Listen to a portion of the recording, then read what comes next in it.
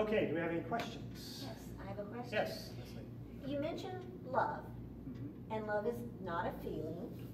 Or I would say that love, there are feelings associated with love, but it's not first a feeling, right? We want to be careful not to disincarnate it, because we're body and soul. So feelings and actions and willing go together. But yes. But love is not a feeling on the feeling spectrum. Okay. So if you take the commandment, love your neighbor as yourself. Right.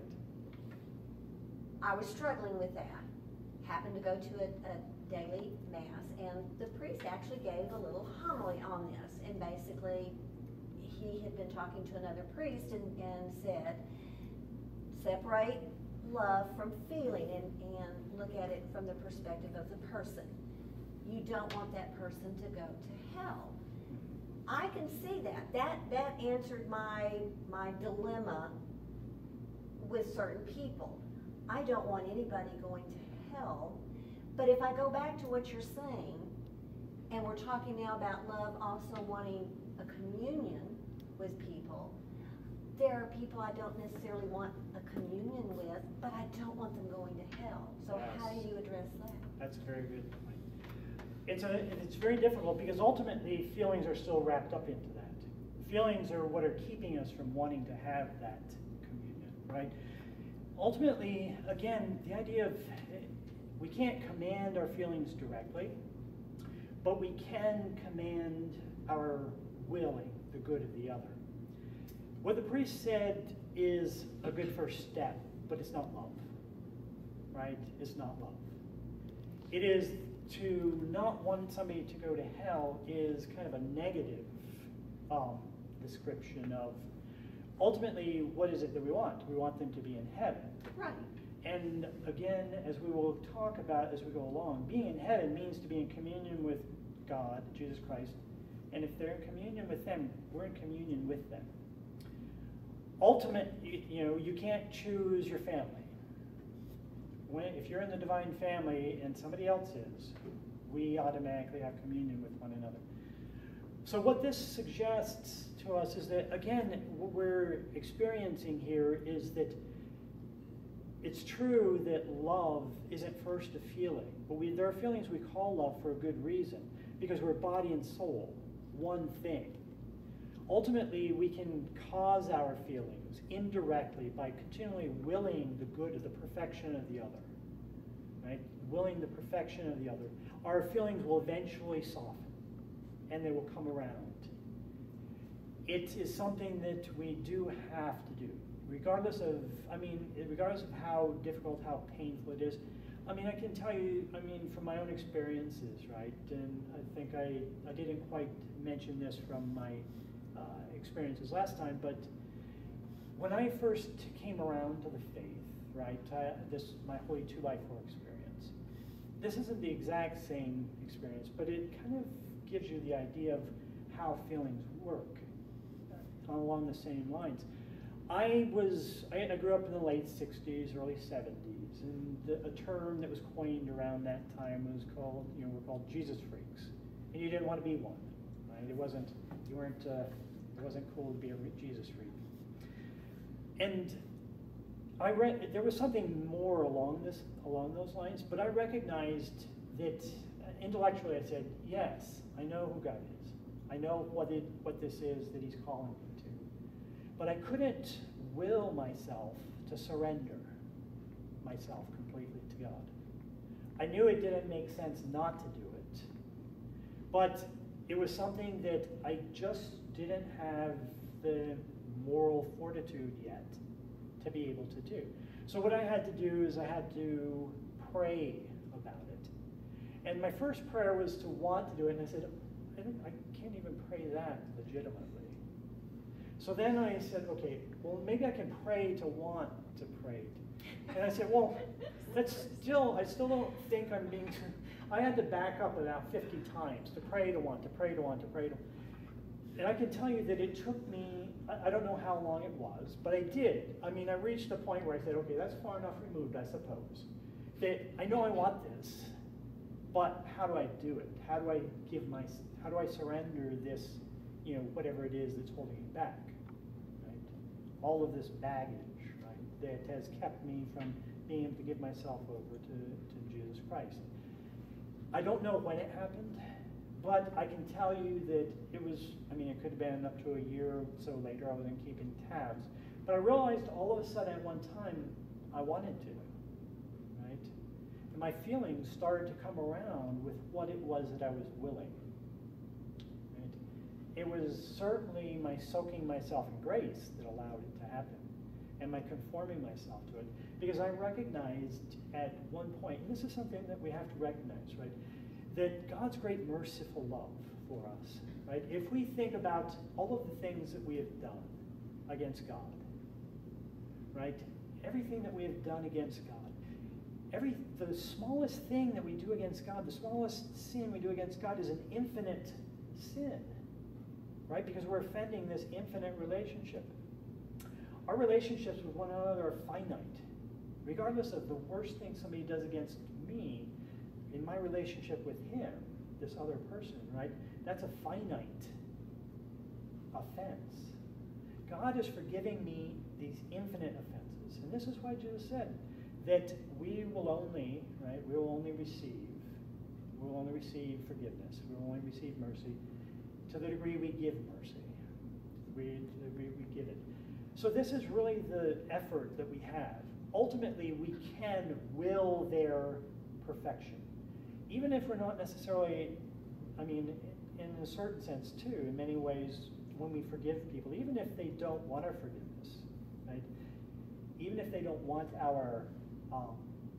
the relationship with us, in a certain sense, they're not going to have it until they will it, right? Until they choose it. But the only thing we can do is for ourselves. We can only will for ourselves. And in this, to the degree that we don't will the perfection of others, it really separates us from God.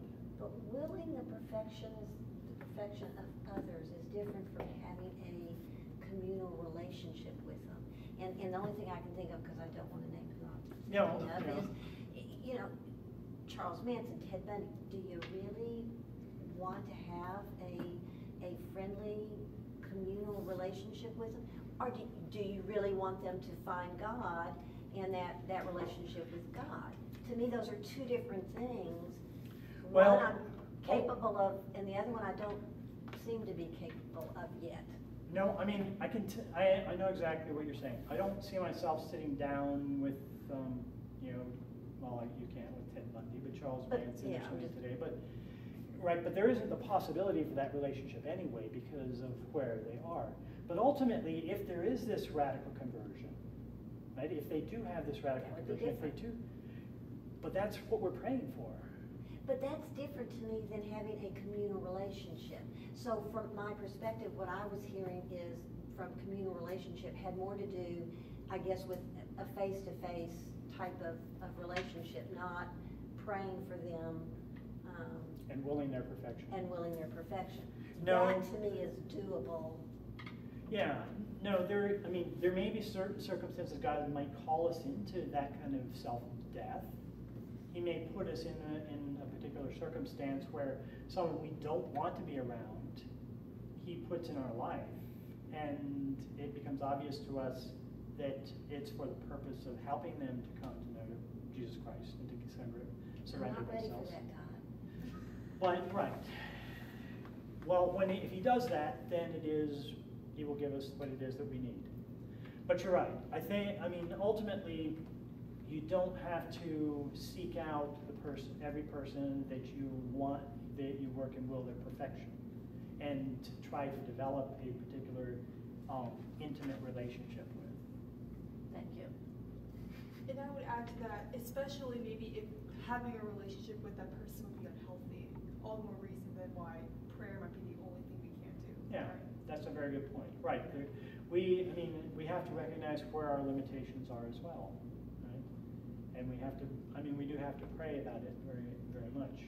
Sometimes where that person is, our trying to give them this relationship to help to bring them along because of a past history or whatever is going to be more detrimental to to them, then it's going to be positive. It takes a lot of prudential judgment, but that's good. I think that's a good clarification. But ultimately, the main thing we also want to get out of this too is not to separate too much the the feelings really from the acts, right? We're body, soul, and we do want them. Ultimately, we do need to work to reconcile them both. We're not immediately responsible for the way we feel in any one particular instance, but our refusal to choose to will our emotions over the long term does ultimately become our responsibility.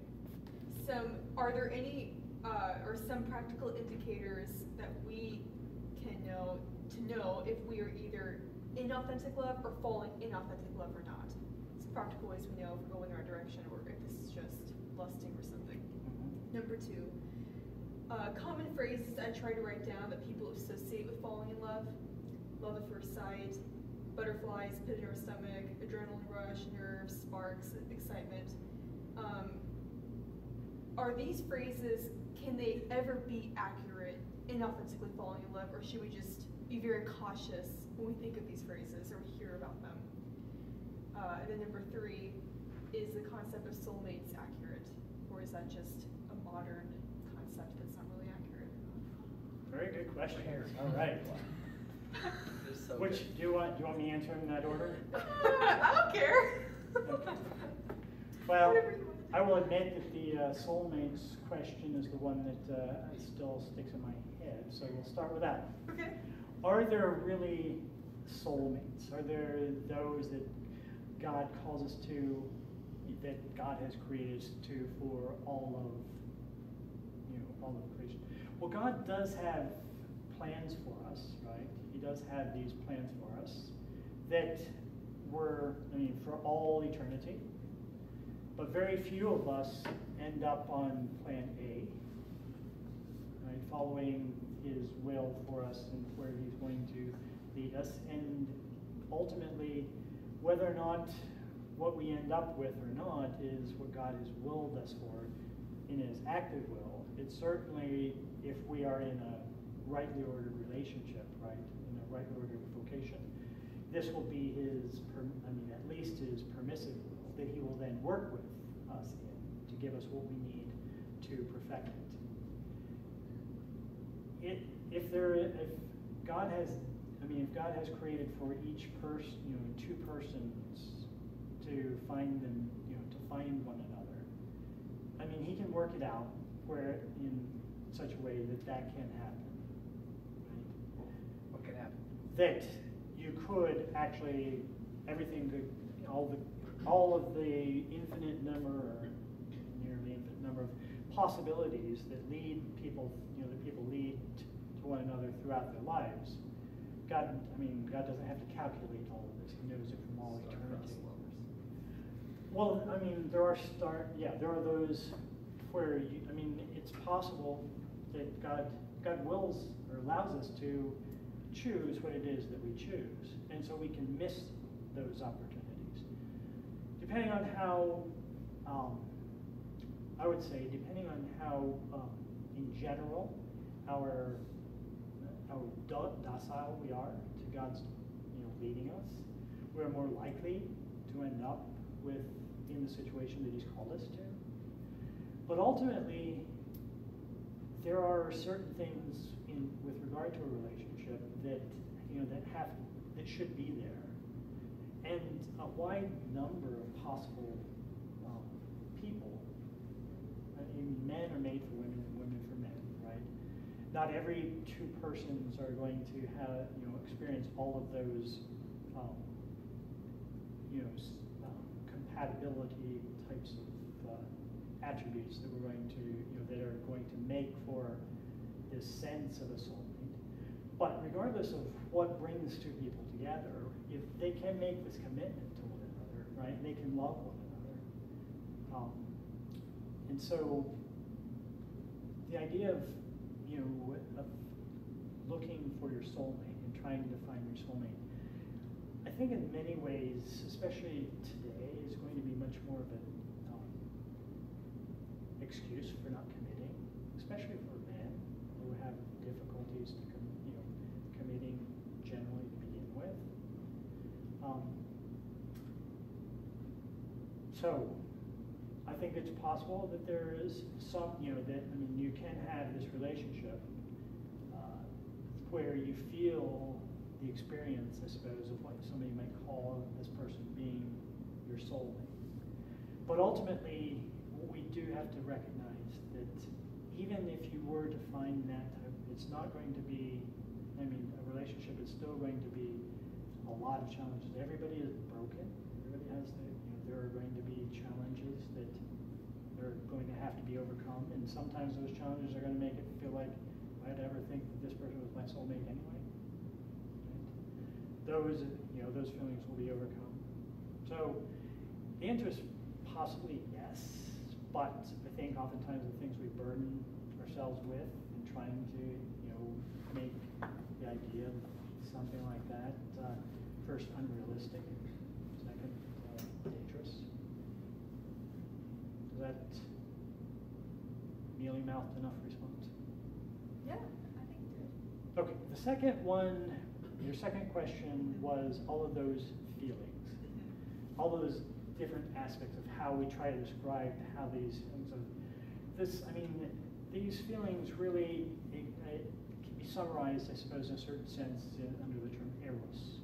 Right? Eros is this recognition of this good, right? This good that focuses on the desire to possess the good, which isn't bad in itself, right? Assuming both are open, both are free for that type of relationship. Right? This desire to possess is one that is combined with this recognition that the other sees the good in me, right? It is where we basically are, this complementary giving of oneself. So it's a focus on the good of the other. It goes beyond, I would say, eros goes beyond simply lust. Right? Lust desires just some sort of satisfaction, right? Either a satisfaction of, a sense of needing for bonding, or, which is predominantly experienced in women. Men is primarily pleasure. That's what the feelings that you describe really go beyond that. I would say that what you've described is more around the idea of eros, which looks that desires really even the good of the other, the pure, the other is a good and pure. Those feelings, though, I think we have to recognize that they're there for a purpose, right? All feelings serve a good purpose because they are positive things that God has given us. Right? They're either to move us towards good or away from evils. But in our fallenness, right, they are so intense. They can be so intense that they're almost impossible to say no to, and they can cloud our judgment. This is why we should, in many ways, take our relationships very slowly, and allow ourselves to get through this period of this initial intoxication, right? To be able to start to really know the other person, right? And we can get a sense that we're starting to know the other person when we're getting a little bit beyond idealizing, and we start to really consider the shortcomings of the other that we kind of were ignoring or putting on a shelf previously, and really start to assess that, yes, I'm willing to, if this person can't change, I'm willing to put up with this. And I'm willing to live with this. I'm willing to work for this person's salvation regardless of whether this. I think that it's easier said than done. But ultimately, I don't want to diminish, the real human aspect of those experiences, but we just need to contextualize it. I think that it is, those types of feelings are moving toward love, right? But all eros has to be perfected in agape. Right? We have to move towards desiring, possessing, right, the good. which is where Eros starts us, to desiring that other person's good for their own sake.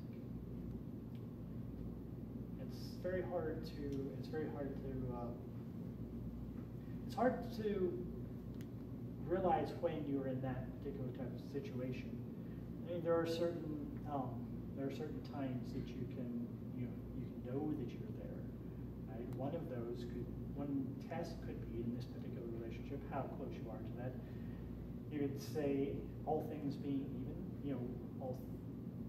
in all sincerity, that if you became sure, right, and the other person became sure that God wasn't calling them to this relationship, right, but was calling them to another relationship, perhaps within, right, perhaps as a religious, priesthood, religious life.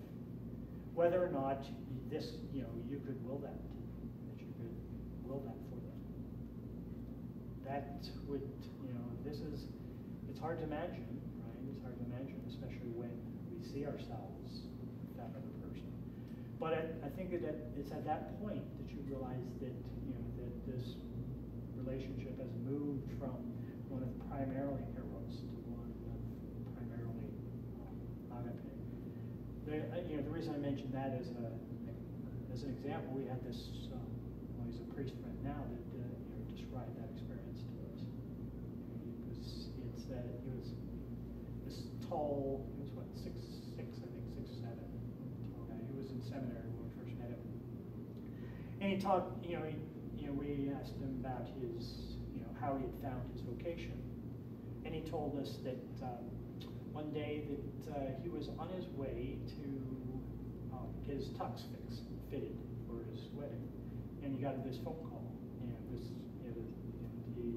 so he answered the phone, and he saw that it was, he didn't, this was before we all had the caller ID standard, so he didn't know what it was, but he heard on the, he just heard on the end of the line, kind of just this whimpering, and he didn't, and then all of a sudden he knew that it was his fiancée. And he said that in all of it, she couldn't talk. She was crying, but she couldn't talk. And he, in the midst of it, he just knew what she was trying to say. He said, "You're calling this off, aren't you?" And she just started, she just continued to cry. And finally, he got out of her that she said, I don't know why, but I just became convinced that you're supposed to be a priest. He had been discerning the priesthood before that. And so, he sits there and then he starts crying. He can't believe it because he hadn't gotten that sense. But after everything was over, right, they had to call and cancel, tell everybody that they weren't going to get married, and cancel the, cake and the church, and he started to think about it, and he decided he said she was right. Initially he was kind of suspicious about it, right? That maybe there was, but he said that he was ordained, and he said that as far as he knew, she still hadn't started dating him. It's kind of a very difficult. I mean, that's a very mature. I mean, that's developed.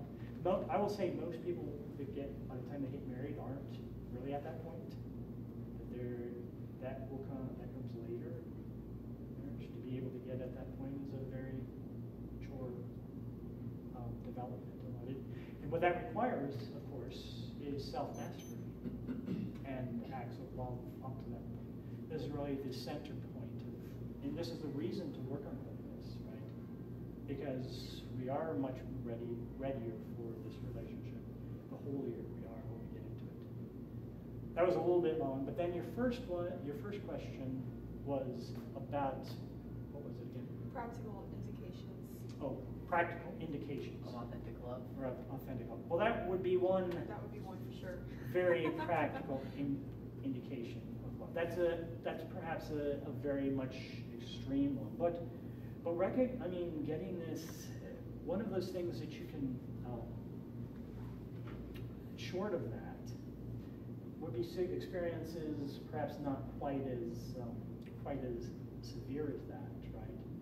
But developing, I mean, one of them would, I think, developing the relationship such that your trust in the other person, right, is deep. You're not suspicious, or you're not, about their, where they are. Your suspicion is really is an indication of a lack of, it's a lack of properly developed intimate relationship, right? Many times the suspicion and such comes about because relationships have gotten too physical, they're not chaste. That destroyed, and especially with men.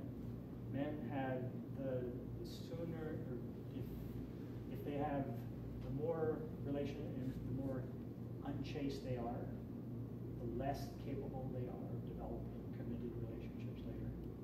So it's something that we have to be very much aware of. But in this lack of trust is very much connected with that. But the greater the degree of trust in the other person, the greater the sense that you are much more, you're increasing your desire for their good. You're less and less, I would want to say,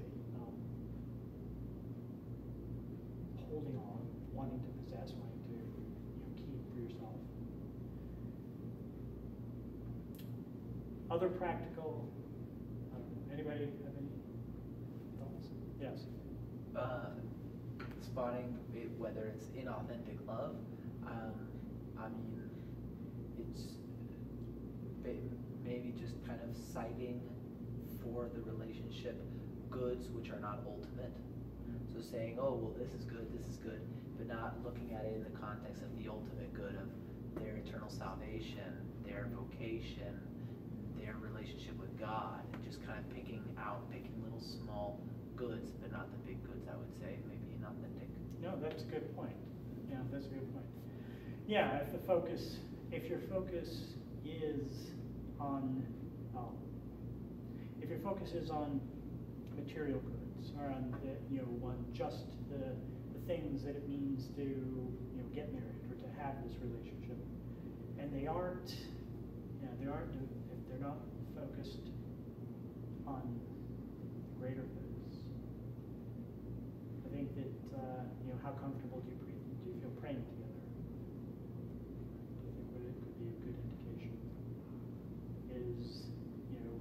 Do you think that if it seems sitting down and praying kind of destroys the mood of romantic, maybe that's the kind of mood that needs to be destroyed. But I think that because ultimately the sense the sense of praying being seems to be contrary to what you think of as being, or to your experience of it being romantic. It really is much more of an inward turn. Shared egotism. So, yeah. Shared egotism. Yeah. No, and we have to be very careful because it's very easy to use one another in that regard. Innocently enough, not realizing it, but we have to be aware of that. That's good.